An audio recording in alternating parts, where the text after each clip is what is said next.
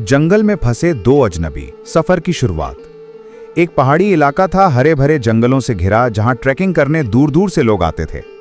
शहर की एक लड़की रिया अपने दोस्तों के साथ यहां घूमने आई थी। रिया बहादुर थी, लेकिन थोड़ी जिद्दी भी।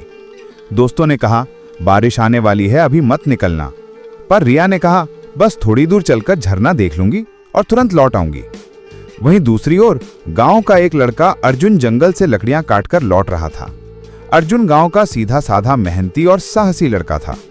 मौसम अचानक बिगड़ गया, काले बादल छा गए और बारिश के साथ तेज हवा चलने लगी। रिया रास्ता भटक गई। इधर उधर खोजते हुए वो और गहरे जंगल में चली गई। अर्जुन भी बारिश से बचने के लिए दूसरी दिशा में निकल पड़ा। किस्मत ने ऐसा किया कि दोनों एक ही जगह आकर मिले। रिया पूरी तरह भीगी हुई थी और कांप रही थी। अचानक उसने झाड़ियों से आती आहट सुनी और डरकर पीछे हट गई। तभी अर्जुन बाहर आया। रिया चौंक कर बोली, तुम कौन हो? अर्जुन ने कहा, डरने की बात नहीं, मैं गांव का रहने वाला हूं। तुम यहां अकेली कैसे? रिया ने पूरी बात बताई। अर्जुन ने माथा पकड़ लिया। ये जंगल आसान नहीं है, रात हो रही है, अभी यहां से निकलना नामुमकिन है। अंधेरा गहराने लगा। चारों ओर अजीब अजीब आवाजें गूंज रही थीं, झींगुरों की, उल्लुओं की और कभी कभी दूर से जानवरों की गुर्राहट। रिया कांप रही थी। अर्जुन ने कहा, डरो मत, हमें रात यहीं गुजारनी होगी, सुबह रास्ता खोजेंगे। अर्जुन ने सूखी लकड़ियां इकट्ठी की और पत्थरों से आग जलाई। आग की लौ से दोनों को राहत मिली। रिया धीरे धीरे सहज होने लगी। उसने अर्जुन से पूछा, तुम्हें डर नहीं लगता? अर्जुन मुस्कुराया, डर तो सबको लगता है, फर्क बस इतना है कि कोई डर कर भागता है और कोई डर कर खड़ा रहता है। अगले दिन दोनों रास्ता खोजने निकले, लेकिन बारिश से जंगल की पगडंडियां मिट चुकी थीं। भूख और प्यास सताने लगी। अर्जुन ने जंगली फल और पानी खोजकर रिया को दिया। रिया ने कहा, तुम्हें सब कैसे पता है?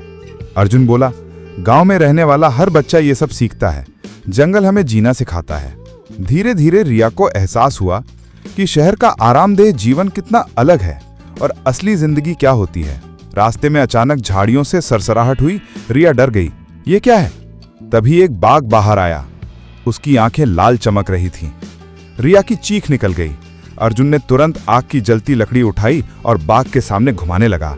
बाघ दहाड़ा, लेकिन आग की वजह से पीछे हट गया और जंगल में गायब हो गया। रिया की आंखों में आंसू थे। अगर तुम नहीं होते तो मैं। अर्जुन ने बीच में रोक दिया, हम दोनों साथ हैं और जब तक भरोसा है हम बच जाएंगे। जंगल की उस कठिन यात्रा ने रिया और अर्जुन को करीब ला दिया। रात को आग के पास बैठकर दोनों अपने अपने सपने बताते हैं। रिया, मैं शहर में पढ़ाई कर रही हूँ, मुझे बड़ा करना है। अर्जुन, मेरा सपना है कि गांव में स्कूल बने ताकि बच्चों को पढ़ाई के लिए दूर न जाना पड़े। रिया को अर्जुन की सोच बहुत अच्छी लगी। वो सोचने लगी, शहर में रहकर भी कभी इतना बड़ा सपना मैंने नहीं देखा। तीसरे दिन सुबह दोनों एक नदी पार कर रहे थे। अचानक तेज धारा आई और रिया बहने लगी। अर्जुन ने छलांग लगाकर उसका हाथ पकड़ा। दोनों किनारे पर लौट गए। रिया जोर जोर से रोने लगी। अर्जुन ने धीरे से कहा, जब तक मैं हूं तुम्हें कुछ नहीं होगा। उस पल रिया को अर्जुन पर पूरा भरोसा हो गया। कई दिनों की मशक्कत के बाद आखिरकार उन्हें एक ऊंचे टीरे पर चढ़ते हुए दूर धुआं उठता दिखा। अर्जुन बोला, यह गांव है। दोनों ने तेज कदमों से आगे बढ़कर आखिरकार जंगल का रास्ता छोड़ दिया। गांव वालों ने उनका स्वागत किया।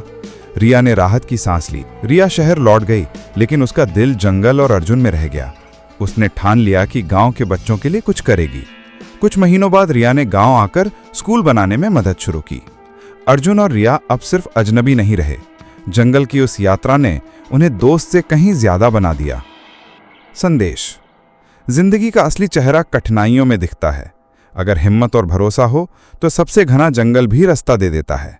रिया और अर्जुन की कहानी यही सिखाती है कि डर नहीं, भरोसा हमें जिंदगी की सबसे कठिन राहों से बाहर निकालता है।